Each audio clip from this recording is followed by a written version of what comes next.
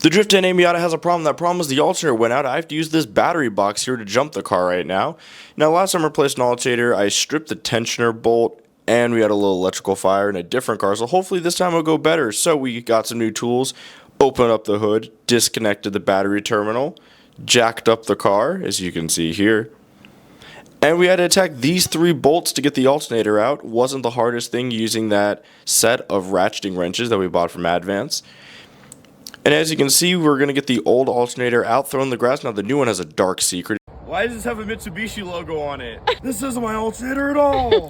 So we got the new one put back in, even though it is a Mitsubishi going into a Mazda. Kind of weird. Had some fun with the belt, as you can see. But now we have full voltage, and the Miata is running again.